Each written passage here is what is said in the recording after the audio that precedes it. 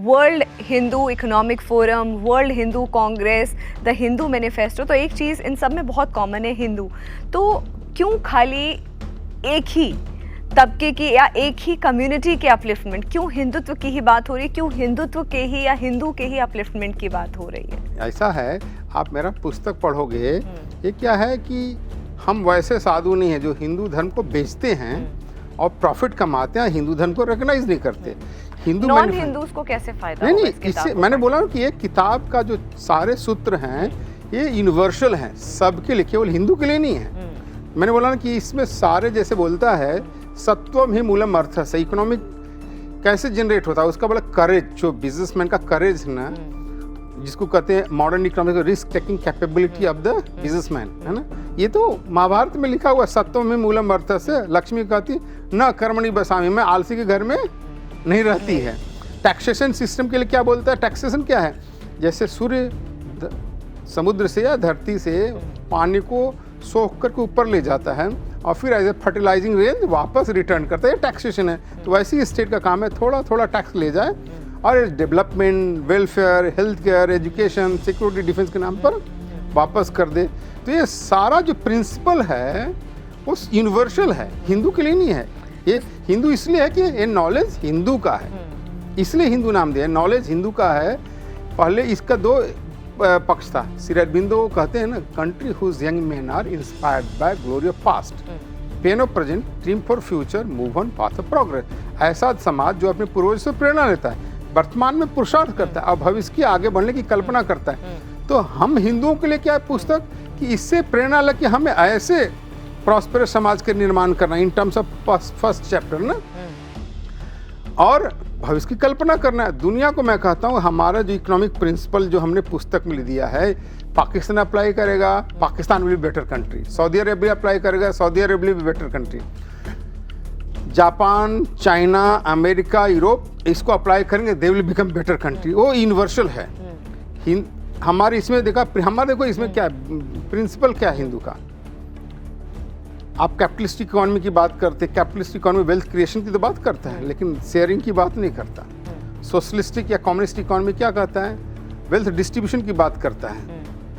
हमारा क्या कहता है? हिंदू फिलॉसफी कहता है सत हस्त समाहारा सहस्त्र हस्त संकीर्ण, create wealth with 100 hand and share with 1000 hand. पहले जनरेट करो तभी तो शेयर करोगे। गोमनो धनिनश्चैव परिपाल्या, इन्होंने कहता है कि businessman and farmer should be taken care by the society and the nation. जिसको आज कहते हैं, आज के ज़माने में टेक्नोलॉजी, टैलेंट, कैपिटल को आप कंट्रोल नहीं कर सकते, आप उनको अट्रैक्ट कर सकते हैं। इन्हीं सब चीज़ों को तो हमने दिया है। तो पहला चैप्टर है।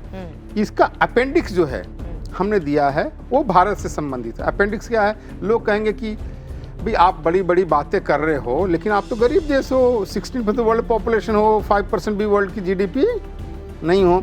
तो हमने देखा, देखो हम कैसे एक समय जब इस फिलॉसफी को फॉलो करते थे तो हम वर्ल्ड की रिचेस्ट इकोनॉमी थे, है ना। इसका एंगुस मेडिसन का हमने डेटा टेबल्स पूरा दिया है। अच्छा। वर्ल्ड इकोनॉमी मिलेनियम पर्सपेक्टिव का। फिर case for India, will dura की किताब है, फेमस हिस्टोरियन जो हैं, उनकी पुस्तक का हमने समरी दिया कि कैसे अंग्रेजों ने हमें लूटा। फिर रमेश चंद्र दत्त की 2 वॉल्यूम किताब है जो गवर्नमेंट ऑफ इंडिया का पब्लिकेशन डिवीज़न ने छापा है कि the economic history of India, उसका 2 वॉल्यूम का समरी दिया है कि देखो हम क्यों गरीब हो गए। पहला चैप्टर ये है ना। अब दूसरा चैप्टर जो मैं बताता हूँ, शत्रुंजय प्रजा रक्षा, डिफीटिंग एनिमी डिफेंडिंग सिटीजन।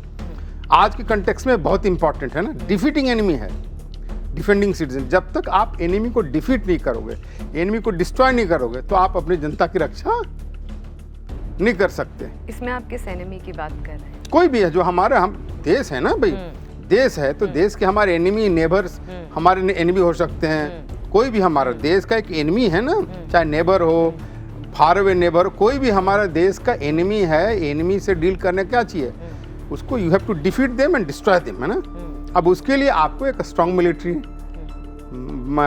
रखना पड़ेगा। स्ट्रॉन्ग मिलिट्री में फिर आपका commander in chief, commander, soldier, उनकी training, armament, you know, armament का प्रोडक्शन, फोर्टिफिकेशन, स्टोरेज, इंटेलिजेंस, सब चीज़ की व्यवस्था करना पड़ेगा ना।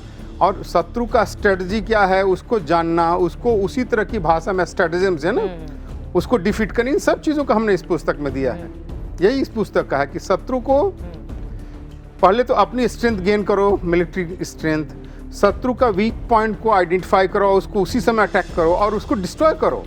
शत्रु पर कोई दया नहीं दिखानी चाहिए। तीसरा है नास्ति विद्या समम चक्षु, है ना, कहता है क्वालिटी एजुकेशन फॉर ऑल, यानी इस समाज का, स्टेट का रोल है कि सभी अपने जनता समाज का अच्छी शिक्षा मिलनी चाहिए और सर्वसुलभ होनी चाहिए, ईजिली अवेलेबल होना चाहिए, एक्सेसिबल होना चाहिए। कि जनता की अच्छी शिक्षा नहीं होगी तो क्रिटिकल थिंकिंग नहीं आएगा, क्रिटिकल थिंकिंग नहीं आएगा तो वो लोग अच्छे कंट्रीब्यूट नहीं करेंगे एज ए सिटीजन, है ना। तो आपको सिटीजन को प्रोडक्टिव बनाना है, नहीं तो शिक्षा नहीं होगी तो आपकी जनता जो है एडिक्शन के शिकार हो जाएगी। तो शिक्षा की बात किया है और अच्छी शिक्षा की बात किया है।